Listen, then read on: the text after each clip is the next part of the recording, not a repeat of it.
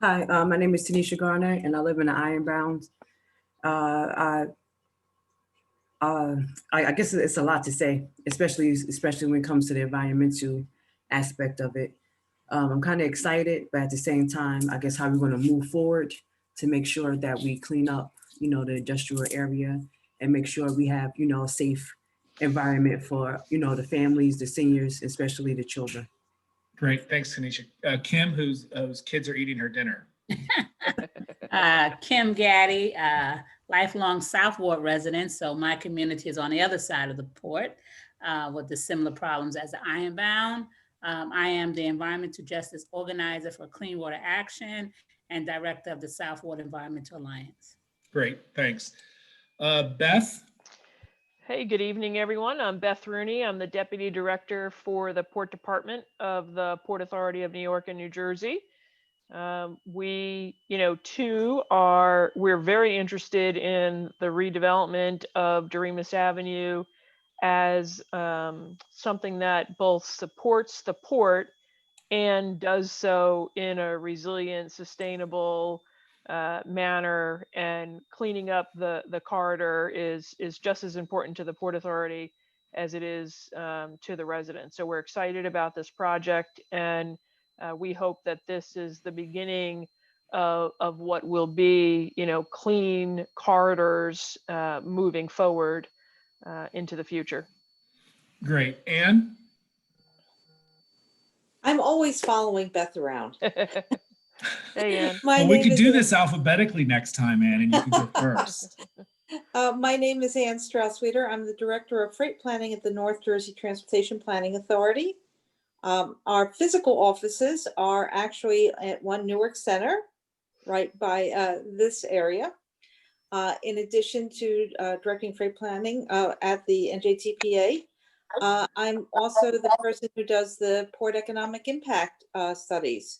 So I do spend a lot of time looking at connectivity between logistical operations and economic development, and really bringing value to the communities in a meaningful way. Great. And Frank, last but not least.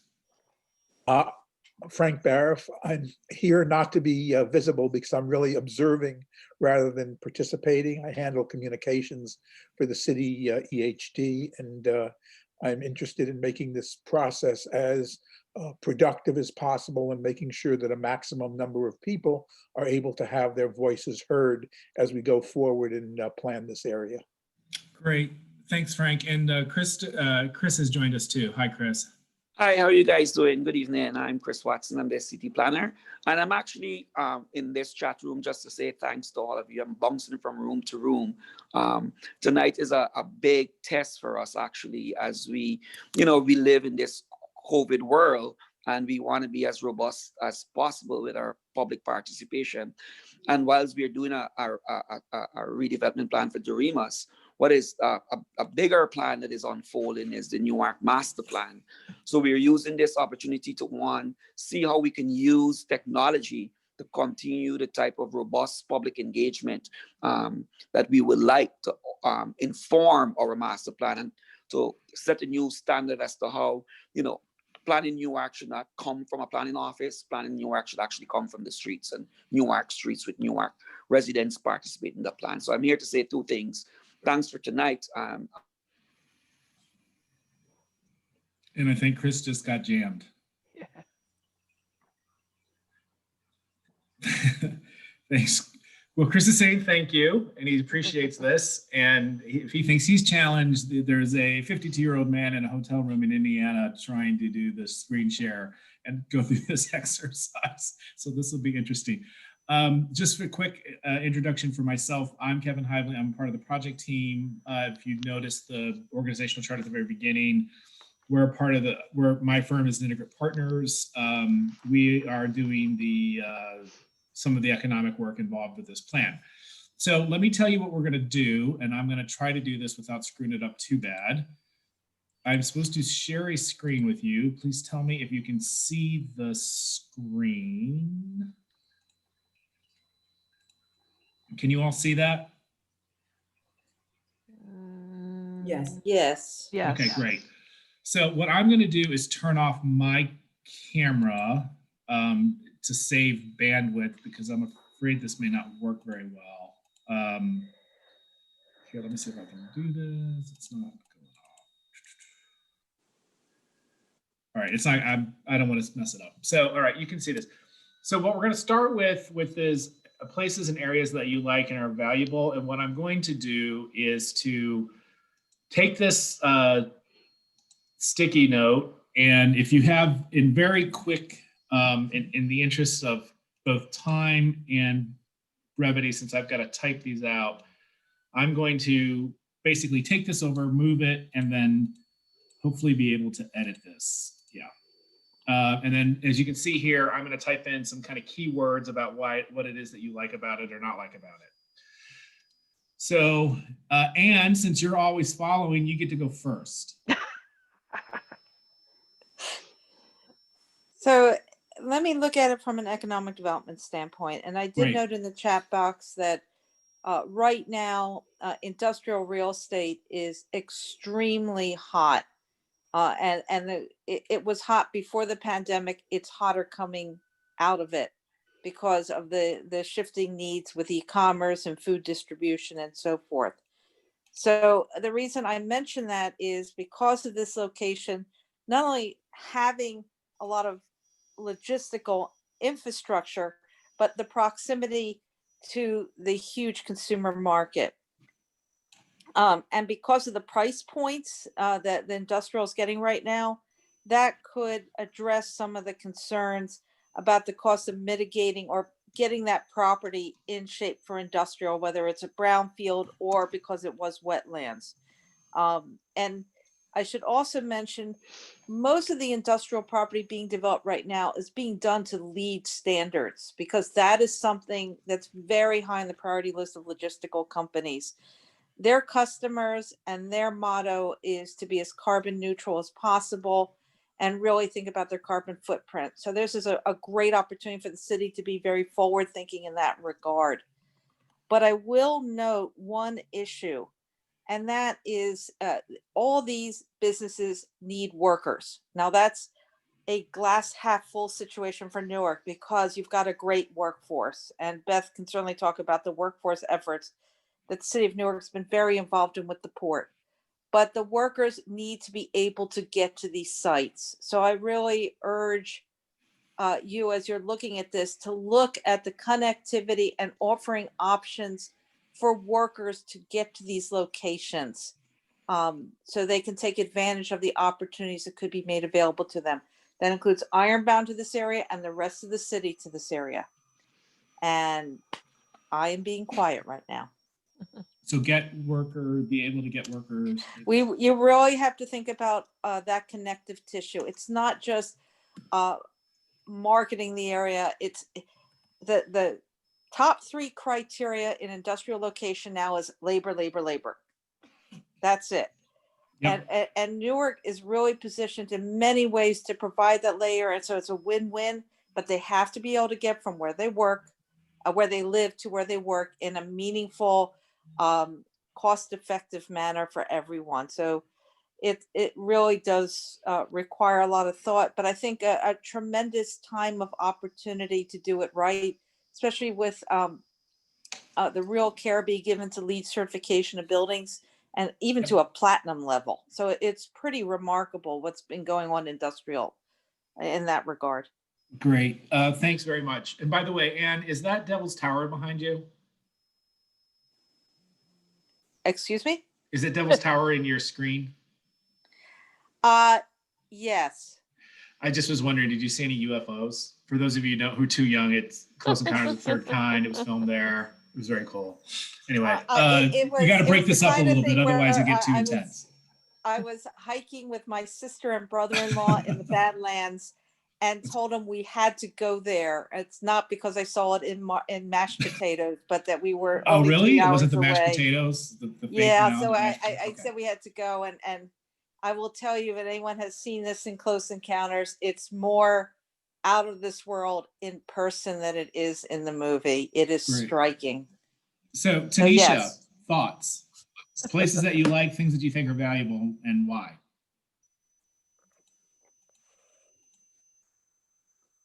All right, so definitely valuable is the citizens and how we're going to clean the air. So I guess I know they mentioned about I guess expanding the I guess the width of the streets and how we're going to get I guess more trucks to be rerouted. But I think we need to really push for the port to be electrified and also the vehicles so we could be able to have clean air, because especially if we're going to have an impact that's coming into the community, how are we going to I guess mitigate what's going on, because we already have a major community impact. So how are we going to lessen that community impact, because we're going to be using more resources, especially if we have a combined sewer system and you're allowing extra industries to come in and extra housing that's already being built. How is the structure, how is it going to handle the structure? And that's what we really need to think about and really strategize to make sure that we're promoting a clean earth. So that's my main concern. Okay, great. Kim, you're muted. Sorry about that. That's Clicked the okay. wrong button. So what I like about the area is the close proximity to transportation modes. But I agree, we have to learn how to increase the connectivity for individuals who do not drive. What I do like is that the possibilities to establish green jobs, to include green infrastructure, to make the area more sustainable.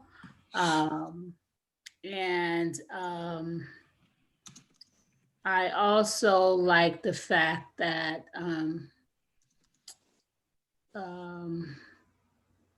it can be a vision, it can be the vision of what the community wants. So like having Tanisha here and other folks from the Ironbound, making sure that what the final product is that it is something that the community supports and want. And then ditto what the other two speakers have said as well. Okay.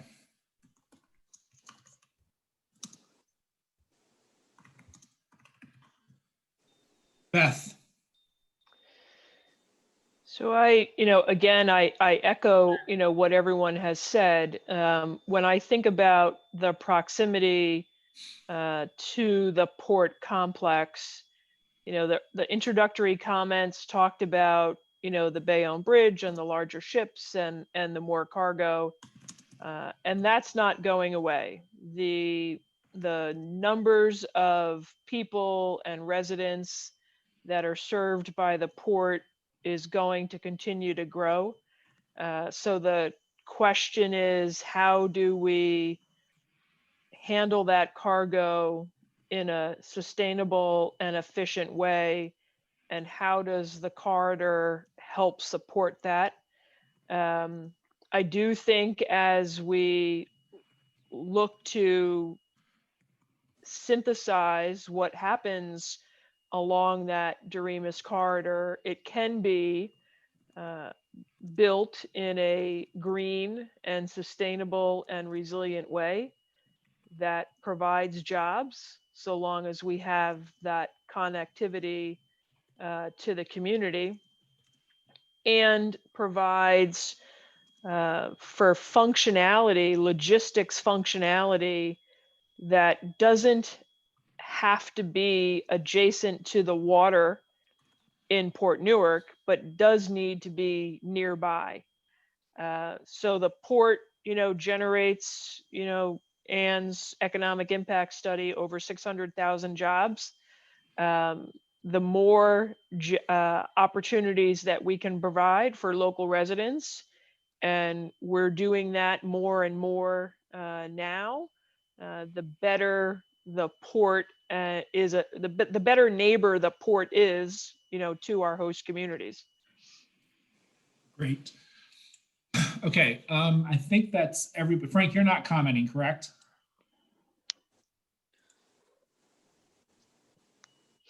Did you add the green infrastructure in my comments? I didn't see it before you closed out the box. I will, you know what?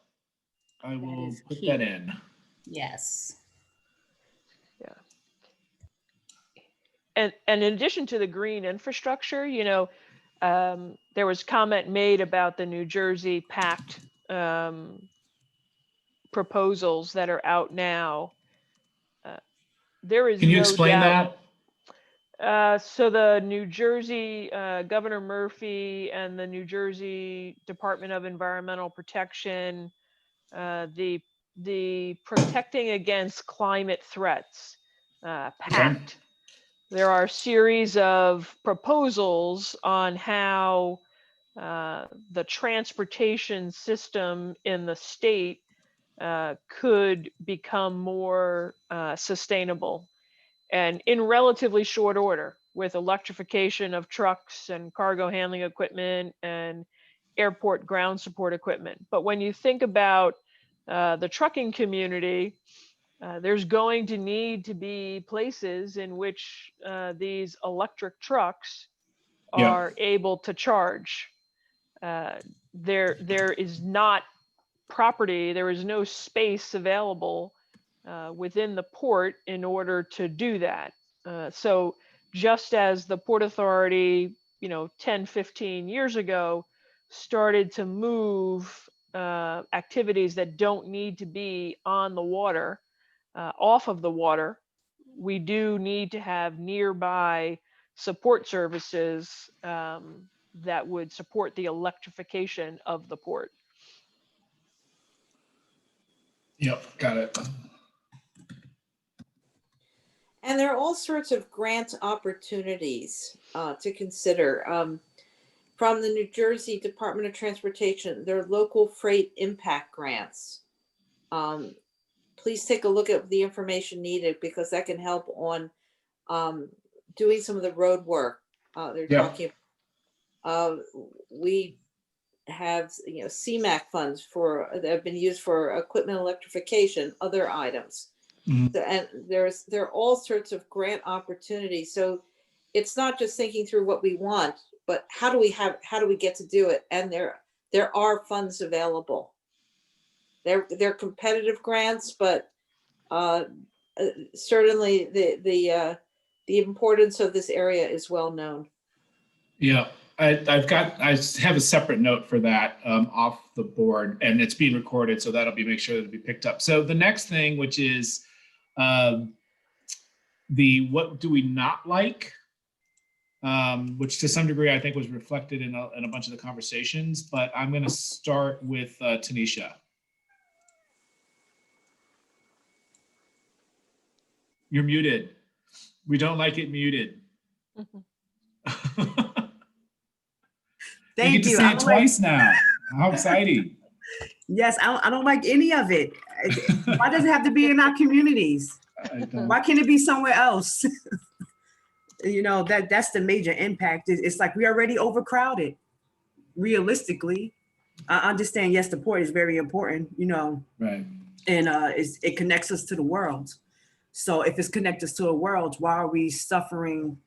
I guess with with this, I guess with the process, it's a lot of money that comes through the city of Newark. And so why can't we have, clean air or electrified trucks? Why can't the money really be placed where you are helping the community, and, the residents are receiving these jobs, and to be able to work on the constructions or even into an investment part, how can we start putting money back in the community and teaching the children, I guess, some of the work that they can do for their own education. Yeah. So it's a lot that we have to do. And I'm not happy with it, because it seems like we always get the brunt from the Black and brown communities.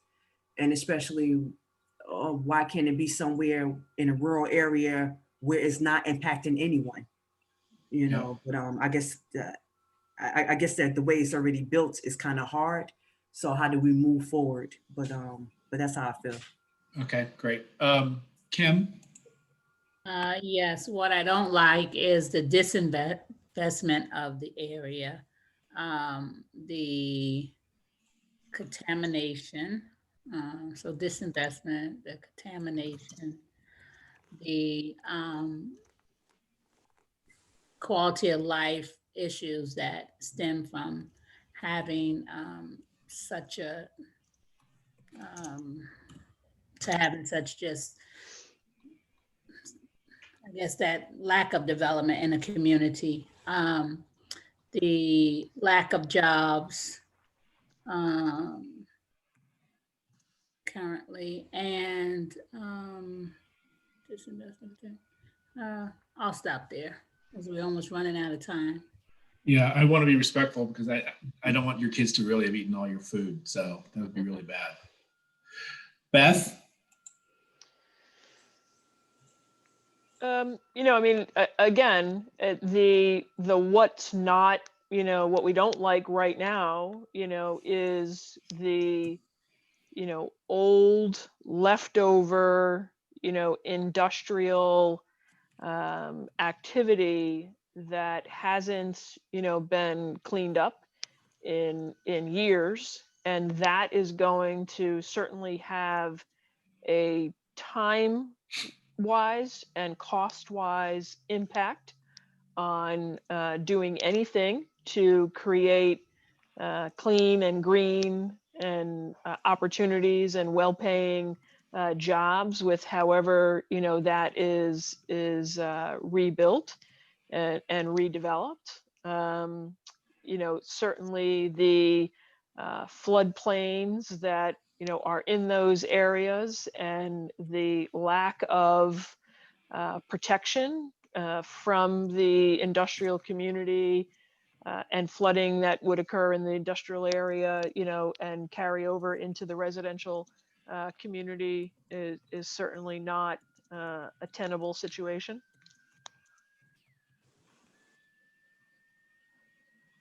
Okay.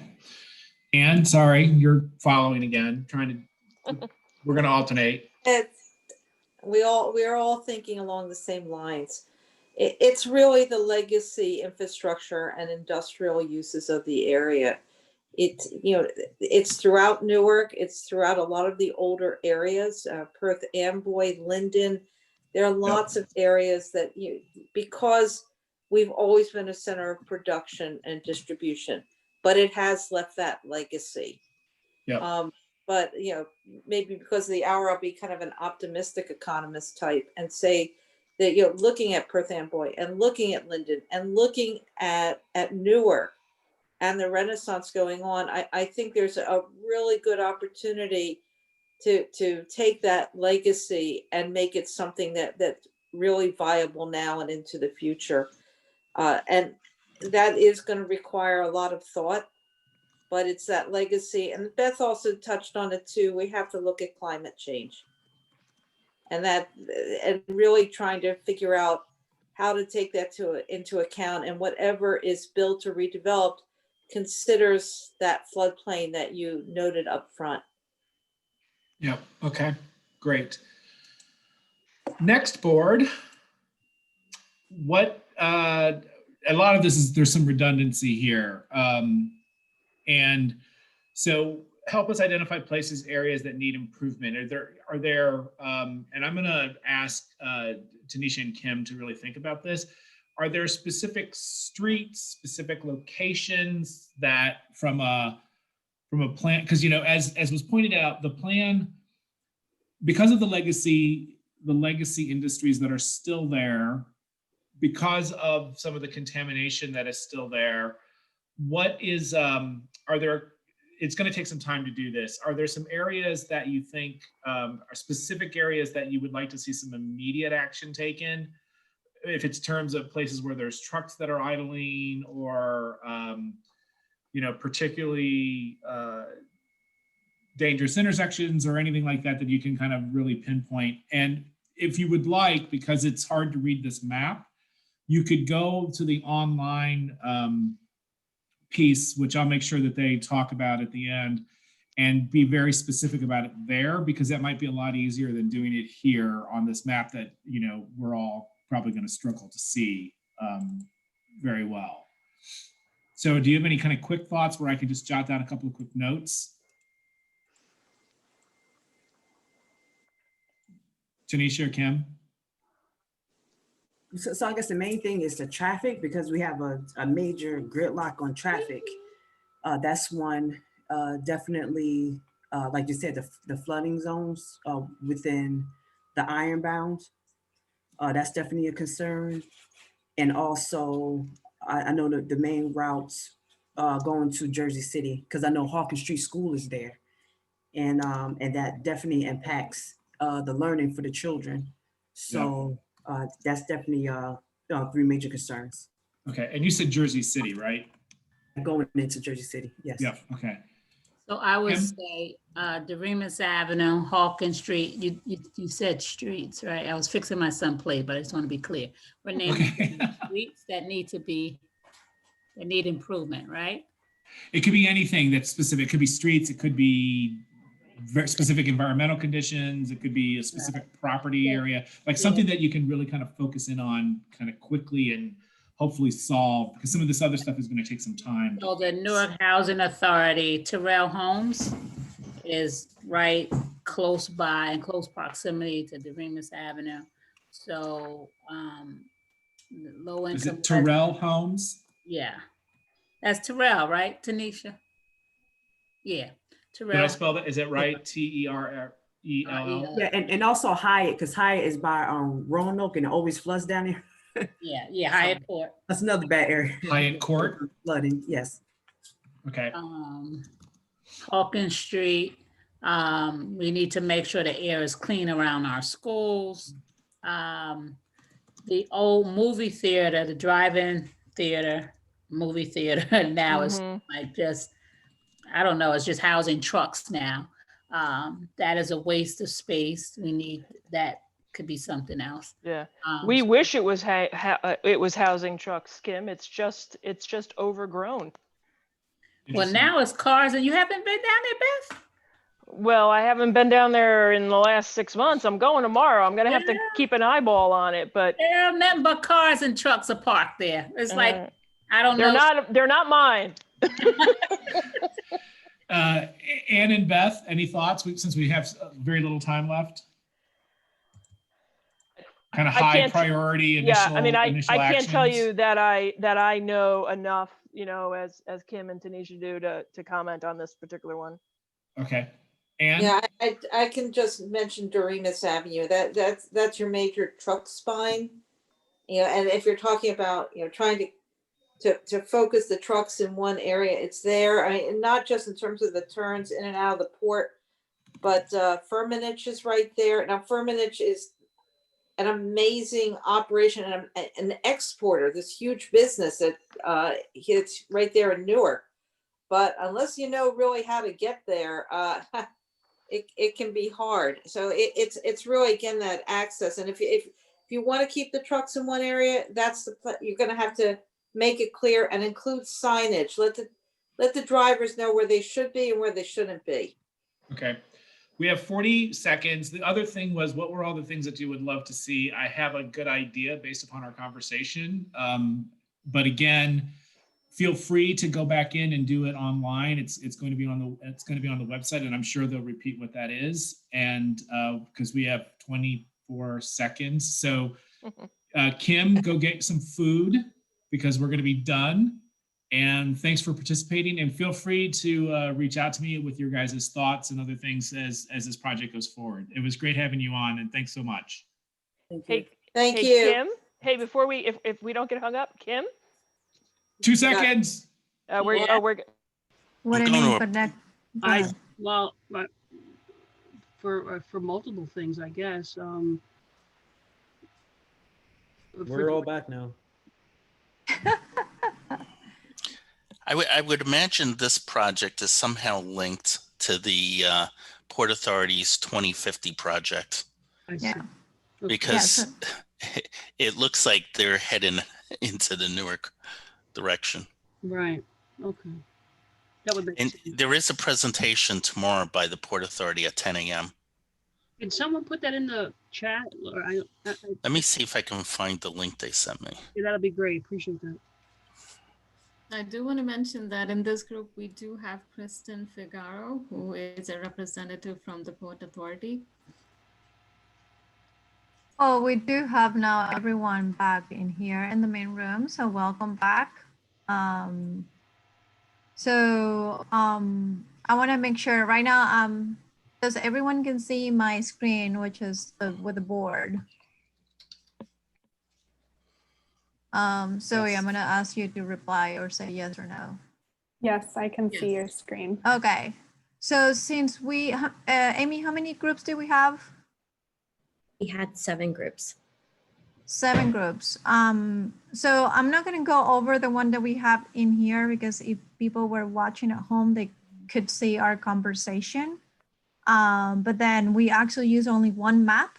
And then the stickies are, the blue ones are ideas and opportunities. The pink stickies were things that we don't like. And then things that we like, I just want to say it, Ironbound has great restaurants and good walking environment. So what I'm going to do is I'm going to stop sharing. And then because Amy, I don't know who the groups are. You need to collab at least. Can you collab 2 or 3 groups? Sure. Okay. Yeah, let's start with Zoe and Mary's group. All right.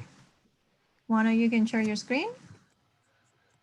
Great, thank you. And yeah, Mary, I was going to say you got the record, so I will report out really briefly. We did have, for the most part, people who are involved in the redevelopment planning process and as part of the team. So we did have one community member that did a lot of the heavy lifting for us. So we really appreciate that. So starting with places that they like and are valuable, a lot of these were focused in the Ironbound neighborhood itself. There weren't any that were within our study area, and many of them were sort of the community assets like schools, the community recreation center, community center, and the park assets. Go to the next one. In terms of areas that they don't like or that need improvement, there's a lot to cover. Very much of our conversation centered around the environmental impact, around the smells, heat island effect, so areas that were really hot, really uncomfortable to be in, and also around the contamination of the waterways, including waterways that some people are still fishing. So food quality and food access came up as well as part of that conversation. And in particular, our conversation zeroed in on the East Ferry portion of the study area, also known as East Ironbound to some folks, as an area where that crossover between residential and industrial uses is particularly sort of unfriendly and particularly a problem for the community. Go to the next one. Oh, we also, I should mention, sorry, a lot of conversation about the truck traffic as well, and the danger that's posed by the truck traffic, as well as the damage to property and cars that's caused by the truck traffic. Wow, I like how many yellows right here. Good. So there's some this sort of echoed some of our earlier conversation around what improvements are needed. They kind of are the mirror image of some of the problems or the areas that are not liked. So improving the smell was a really important piece, as well as food access. There's also we had a good conversation about in East Ferry, the potential to have sort of light industrial uses that help to transition from the residential to the heavier industrial area. And might provide support to community members who are interested in entrepreneurship, especially in things like food production and making things. So things that are technically industrial uses, but are more friendly and compatible with residential uses nearby. And that overall, there's a need to balance the sort of job training and the sort of outcomes for people who are working in the industrial sector. So for instance, truck drivers who are owner operators with the needs of the residents. So really there was a nice, even-handed understanding of how those two things relate to one another, and that any solution we come up with needs to really be pragmatic in supporting the industrial workers as well as the residents, so that because there's sort of a relationship between those two communities, or in some cases that those two communities are in fact the same community. So I thought that was a really great nuance to be bringing up about the relationship between industrial workers and residents, and how to implement some of these ideas. I don't know, Mary or anybody else in our group want to fill in some things that I may have missed. Yeah, I think just the final takeaway that our lovely participant who was with us wanted to make sure we kind of take away from it is just to make sure that we're really reaching out to the communities that are most impacted by these environmental issues and this contamination, and making sure that they're really at the forefront of the decision making for this process. So yeah, that was it. Perfect. Thank you, ladies, and your group members, which I don't know where they are. I hope that you guys recorded your session. We did. Muy bien. Thank you. Okay, so Amy, who can share next? Yeah, let's hear from Breakout Group 2 with Tim Jensen. Tim, you're up. You're muted. And then you need to share your screen. Yes, 1 second. No worries.